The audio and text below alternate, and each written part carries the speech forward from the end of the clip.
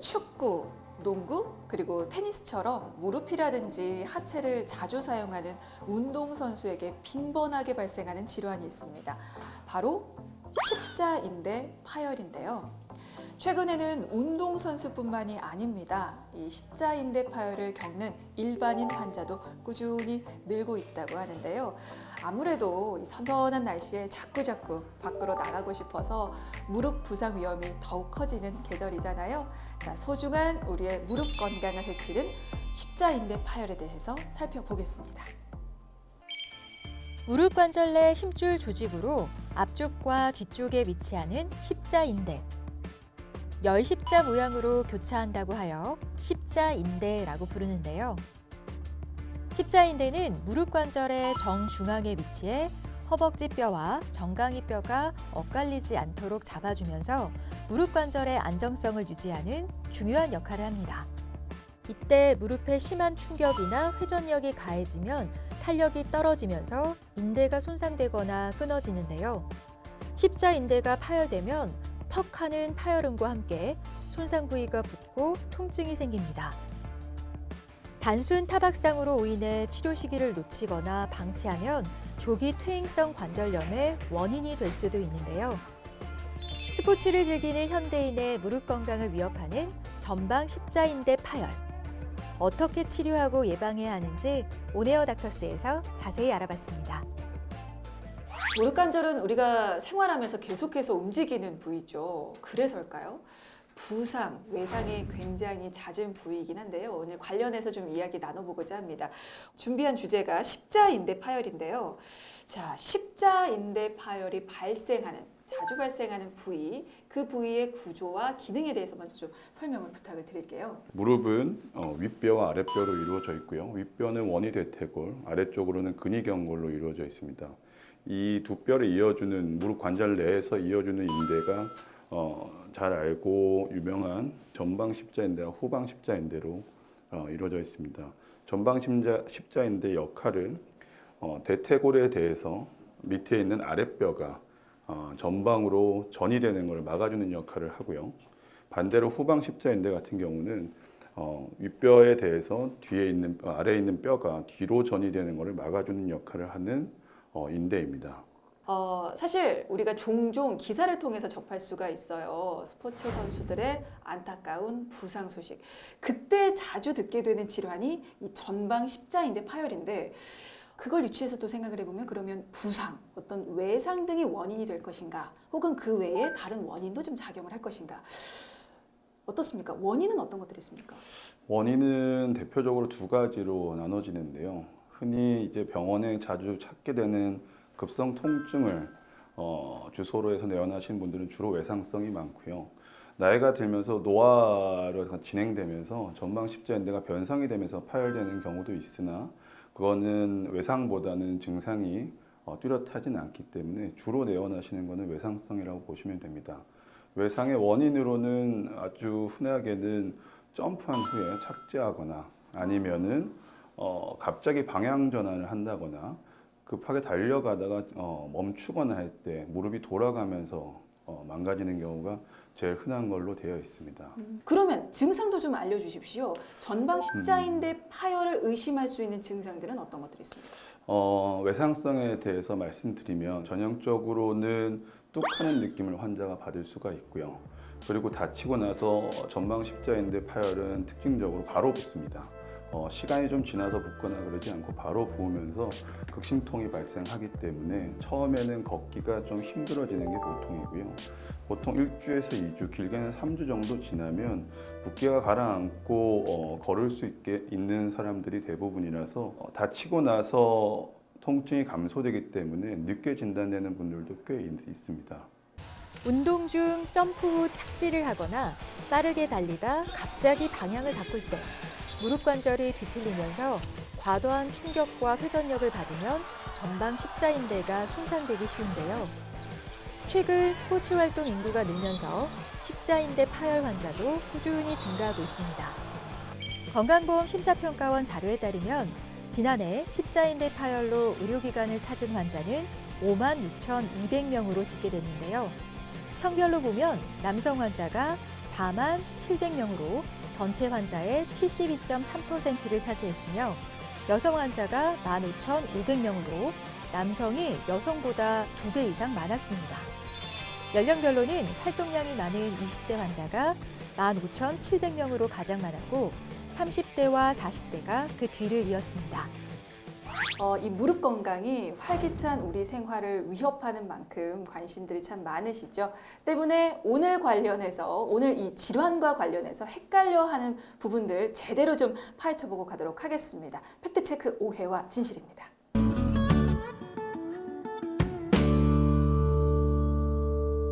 첫 번째 항목부터 보겠습니다. 네. 방치하면 퇴행성 관절염이 된다. 방치하면 뭐가 될 것 같긴 한데 그게 뭘까요? 관절염일까요? 어떻습니까? 진실입니다. 관절염이 되는군요. 관절염이 됩니다. 전방 십자인대가 파열이 돼서 기능을 잃으면 무릎 관절 자체가 불안정해집니다. 네. 불안정해지면 무릎을 구성하는 구조물, 아까 얘기한 반달연골이나 연골, 주변 인대들이나 이런 것들이 추가 손상을 받기 때문에 그런 것들이 망가지는 과정이 일련의 퇴행성 관절염이라고 생각을 하는 거거든요. 그러니까 퇴행성 관절염이 진행이 되는 거는 맞는 진실입니다. 자, 다음입니다. 십자인대 파열. 무조건 수술해야 한다. 사실은 파열이어서 꼭 수술해야 한다라고 생각하실 수도 있습니다. 오해인지 진실인지 확인해 주시죠. 진실이 아닙니다. 이건 오해고요. 네. 우선 짚고 넘어가야 되는 건 전방 십자인대에 대한 거에 준한 걸로만 말씀을 드리면 네. 아까 얘기한 외상성이 아닌 퇴행성 파열 같은 경우는 십자인대 재건이 필요한 경우는 많지가 않고요. 외상성 파열인 경우에도 부분 파열이거나 부분 파열의 정도에 따라 다르겠지만 부분 파열이거나 완전 파열이라고 하더라도 연속성이 남아있고 관절이 제자리에 들어가 있는 경우에는 보존적 치료를 우선적으로 해볼 수는 있습니다. 하지만 보존적 치료 후에도 불안정성이 남거나 한다면은 그때는 수술적 치료를 해야 되겠지만 아까 제가 말씀드린 경우에는 보존적 치료를 해볼 수 있습니다. 알겠습니다. 사실 치료법 굉장히 궁금해 하실 것 같은데요. 이거는 잠시 후에 좀 더 자세히 알려드리도록 하겠습니다. 자, 마지막입니다. 일반인보다 운동선수에게 흔하다. 기사를 통해서 접하게 되는 게 사실 운동선수들과 관련해서 이 전방 십자인대 파열 진단을 받았다라는 기사들 때문에 일반인들은 좀 더 잘 알게 되는데 그래서 운동선수에게 좀 흔하게 나타나는 질환 아니야 생각하실 수도 있습니다. 오해인가요? 진실인가요? 이거는 진실이라고 볼 수 있겠습니다. 운동선수에게 흔한 질환이다라는 말씀이시군요. 네, 운동선수 같은 경우는 제가 아까 말씀드렸듯이 방향을 전환하는 동작이나 네. 점프 후에 착지하는 동작 이런 동작들이 많기 때문에 일반 환자들에 비해서는 빈도수가 높고요. 그리고 아마추어 운동선수보다도 프로 운동선수의 빈도수는 더 높은 걸로 되어 있습니다. 알겠습니다. 근데 팩트는 그건 것 같아요. 운동선수에게 흔하게 나타나는 게 운동을 하기 때문인 거잖아요. 맞습니다. 근데 요즘에는 운동선수가 아니어도 건강을 위해서 운동을 하시는 분들이 꽤 많습니다. 때문에 전방 십자인대 파열에 대해서 더 관심을 가지고 주의 깊게 좀 보셔야 할 텐데요. 자, 이번에 그 환자 사례 한번 만나보고 오겠습니다.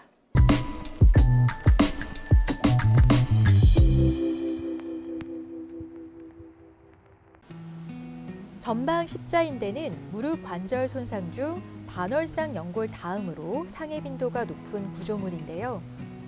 운동 중 무릎 부상을 겪은 환자, 심한 통증에 곧바로 병원을 찾았습니다.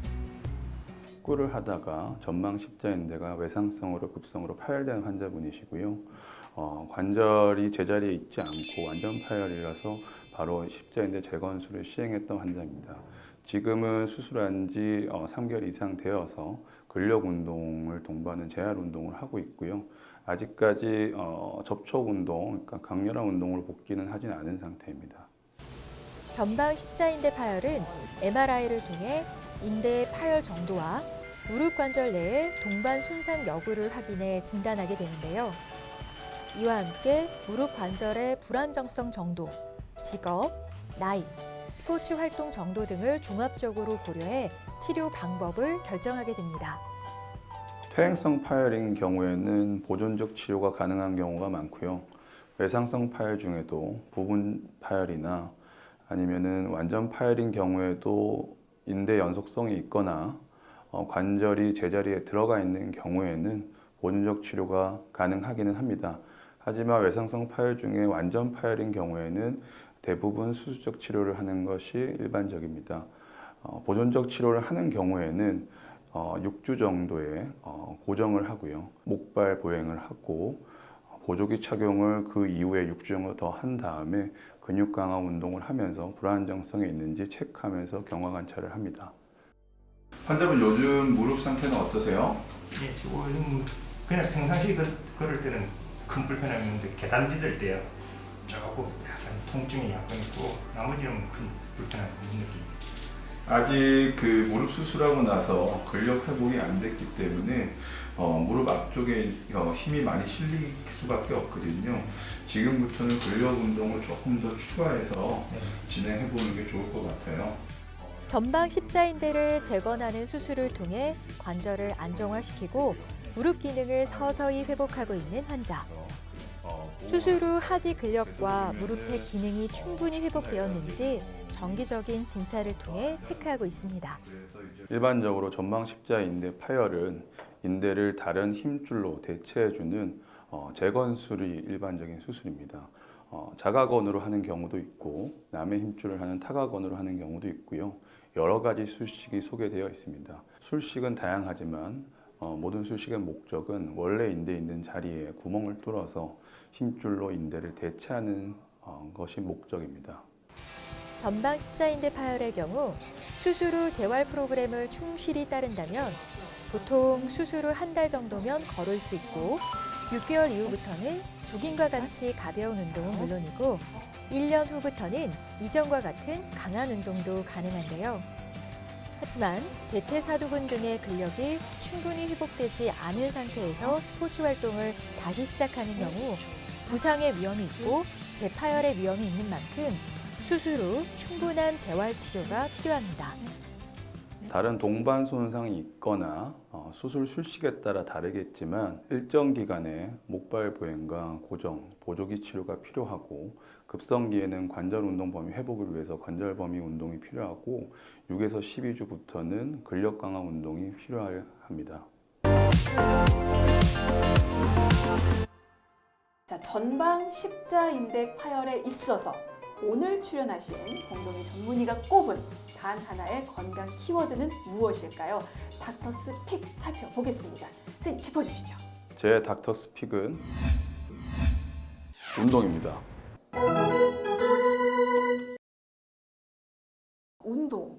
이거는 운동을 많이 해야 한다라는 의미신 거죠? 이중적인 의미가 있겠습니다. 네. 격렬한 운동, 우리 흔히 얘기하는 축구, 농구, 아니면 테니스 이런 운동들은 방향 전환도 많고 점핑이 많기 때문에 오히려 전방 십자인대 파열만을 위해서라면 안 하시는 게 삼가하시는 게 좋고요.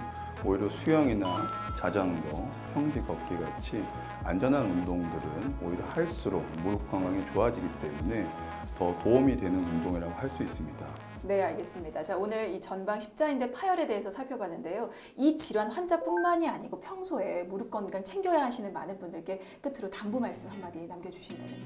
평소에 전방 십자인대뿐만 아니라 무릎 손상을 예방하기 위해서는 운동 전에 꼭 무릎 스트레칭을 하시는 게 중요하고요. 무릎 주변에 있는 근육이랑 인대 등을 강화시키는 운동을 해놓는 것이 예방에 큰 도움이 될 거라고 생각됩니다. 네, 알겠습니다. 사실 주변에서 이 전방 십자인대 파열 환자를 흔하게 볼 수가 있습니다. 때문에 대수롭지 않게 여기는 분들이 많은데요. 방치하면 관절염으로까지 진행이 될 수가 있습니다. 오늘 말씀드린 여러 가지 팁 꼭 기억하시면 좋겠습니다. 자, 도움 말씀에 정형외과 전문의 공동희 원장이었습니다. 말씀 고맙습니다.